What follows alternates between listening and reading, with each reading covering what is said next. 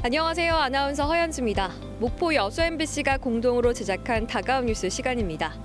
이번 주는 여수 세계 박람회법 개정안 국회 통과 소식과 영산강을 따라 백리 명품길이 만들어지고 있다는 소식 준비했습니다. 함께 보시죠.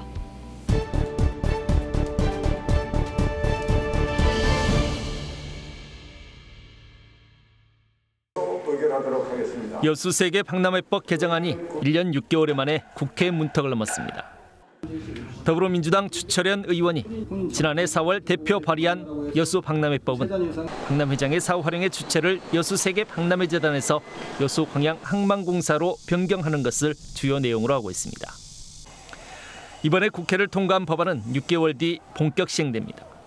앞으로 6개월 동안 해수부와 기재부는 박람회장의 구체적인 인수 협상을 진행하게 됩니다. 박람회장 선투자금 3,700억 원에 대한 상환 방법 등이 구체적으로 논의될 것으로 보입니다. 또한 항만공사가 중심이 돼 박람회장의 사후 활용 계획도 다시 수립될 것으로 보입니다. 이 과정에는 증인들이 참여하는 여수 세계 박람회 사후 활용 위원회도 구성 운영됩니다. 항만공사가 중심이 돼서 이 박람회장의 사후 활용 계획을 세워야 됩니다. 그럼 전문가 용역을 실시해야 되거든요. 이 용역에 우리 지역 주민들하고 전문가들에게 충분히 반영될 수 있게 잘 그림을 그려야겠다 이런 생각을 해봅니다. 지지부진했던 박람회장 개발을 위한 새로운 시작점이 마련됐다는 측면에서 기대감이 크지만 과제도 없지 않습니다. 일단 분열된 지역 민심을 수습하는 것입니다. 지역 내에서는 그동안 여수시가 박람회장의 개발 주체가 돼야 한다는 주장도 강하게 제기됐기 때문입니다. 일단 인수 주체가 정해졌으니까 그 인수 주체로 하여금 우리가 무슨 일을 시킬 것인지 어떻게 잘 활용할 것인지 이런 것에 집중을 해서 힘을 좀 모았으면 좋겠다 이런 말씀을 드리고 싶습니다. 여수 세계 박람회장의 사후 활용은 지역 내 숱한 논란을 거듭한 끝에 1년 6개월 만에 국회 문턱을 어렵게 넘어 새로운 출발선에 설 수 있게 됐습니다. 여수 세계 박람회장이 남해안권의 해양관광 거점으로 거듭날 수 있도록 이제는 지역사회가 함께 머리를 모아야 할 때입니다. MBC 뉴스 김주입니다. 목포시가 교육도시 재건을 선언하는 모양새입니다. 민선 8기 목포시가 추진 중인 조직 개편의 무게 중심은 인구와 교육 분야를 향하고 있습니다. 9월 말 현재 목포시의 인구는 21만 6,909명. 지난해 22만 명 선이 무너지며 감소세가 이어지고 있습니다. 남악 오룡지구 신규 아파트 등을 인구 감소의 원인으로 꼽던 목포시가 청년 인구과를 신설해 난국을 돌파할 계획입니다. 또 교육과 체육을 묶었던 조직을 분리해 교육을 전담하는 인재 육성과가 신설됩니다. 과거 민선 5기까지 목포시는 교육발전 지원 5개년 계획을 적극 추진하는 등 호남 제1의 교육도시를 표방했었지만 이후 교육부서가 체육부서와 통합되며 역량이 반감됐다는 지적을 받아왔습니다.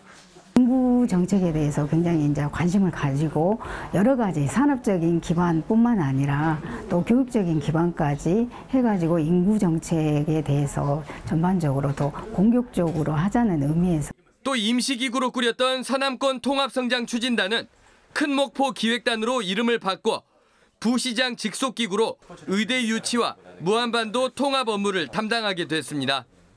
고향사랑 기부금 제도, 사회적 경제와 방역정책, 중대재해를 전담하는 부서 신설도 추진됩니다. 목포시는 입법 예고와 의회 의결을 거쳐 내년 초 조직 개편을 단행할 예정입니다. MBC 뉴스 양현승입니다. 지역 치안에 큰 역할을 한 이들에게 전라남도 자치경찰위원장 명의의 표창장이 수여됩니다. 섬 지역 CCTV 설치와 등하굣길 교통안전에 힘쓴 경찰관과 시민들이 주인공입니다.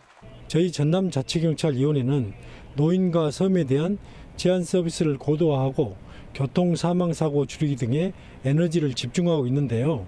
그에 대한 공이 크신 분들께 지난해 5월 출범한 전라남도 자치경찰위원회. 홀로 사는 노인 전수조사를 통해 위기 어르신을 발굴하거나 노인과 마을 주민 교통 보호 구간을 확대하는 등 치안 인프라 구축에 힘써왔습니다. 지역 특성에 맞는 치안 서비스를 위해서는 지자체와의 협조가 필수적이지만 법적 근거 마련은 아직 부족한 상황입니다. 최근 도내 21개 경찰서에서 열린 자치경찰과 시군 공무원들과의 간담회에서도 참가자들은 가장 시급한 사안으로 자치경찰 사무 지원조례 제정을 꼽았습니다. 재정적인 지원, 또 재정 이외의 다른 협업, 기관 간의 협업이 훨씬 실무 협의를 통해서 원활하게 진행될 수 있기 때문에 주민들이 요구하는 치안 만족도 수준이 대폭 상승할 수 있다. 하지만 현재 자치경찰 사무 지원조례가 제정된 지자체는 목포시와 강진군, 완도군 3곳뿐입니다. 교통 분야라든지 노인 문제, 여성 분야 등에 대해서 경찰서 따로 시청 따로 해왔는데요. 협의해서 조사 나간다든지 해서 훨씬 더 신속하게 처리할 수 있을 것입니다. 자치경찰 사무 지원조례는 범죄 예방과 피해자 보호 등 지역 치안 사업을 추진하는 데 있어 지자체가 지원할 수 있는 법적 근거를 담고 있습니다. 전남자치경찰위원회는 올해 안에 나머지 19개 시군에서도 지원조례가 제정될 수 있도록 협의를 이어나갈 계획입니다. MBC 뉴스 김진선입니다.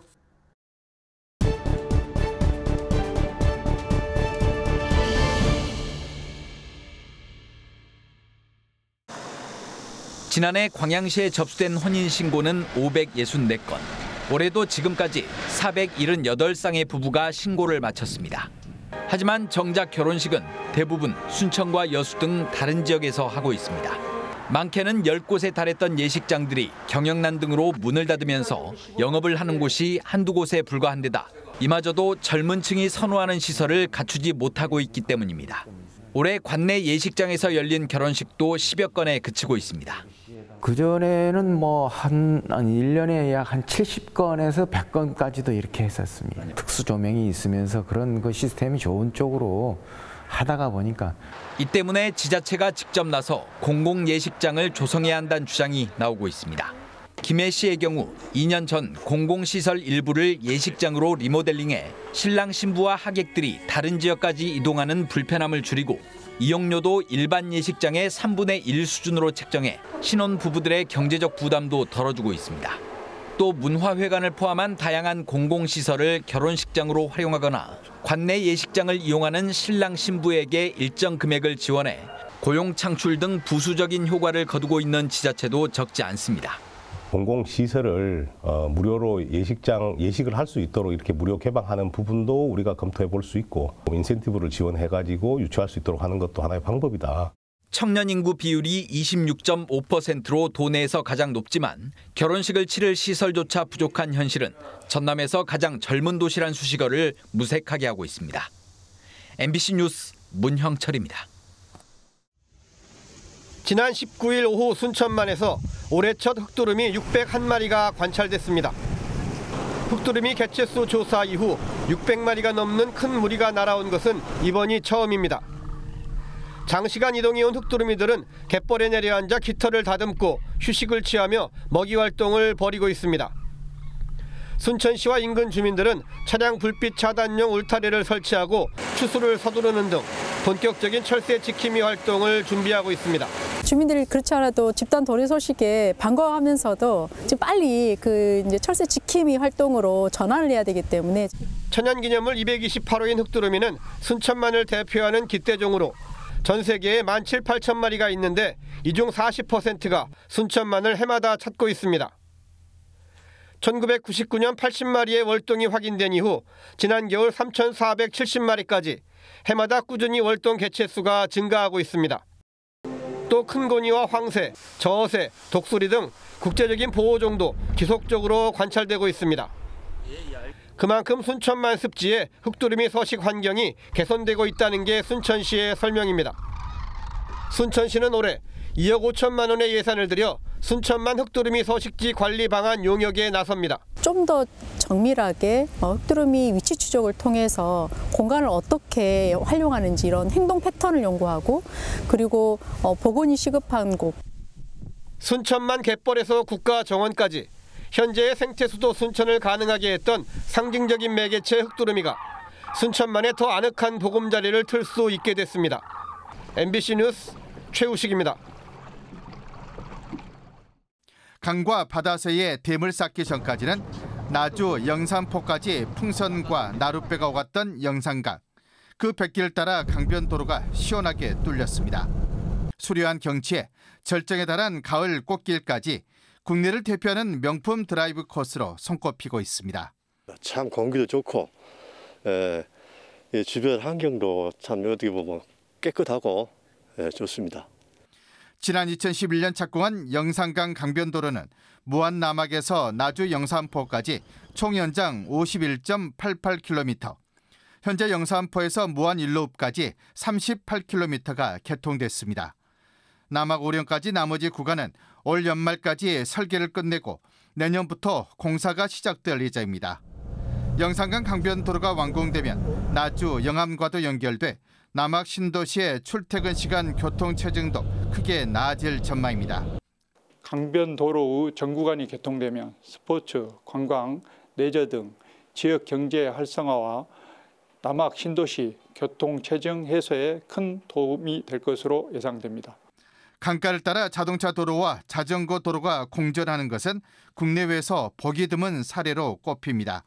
추억 속으로 사라졌던 영산강 뱃길, 세계에 뇌나도 손색 없는 명품 백리길로 재탄생하고 있습니다. MBC 뉴스 문현철입니다.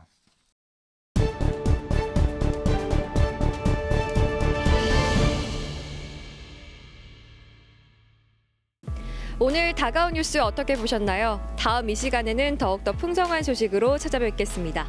많은 관심 바랍니다. 고맙습니다.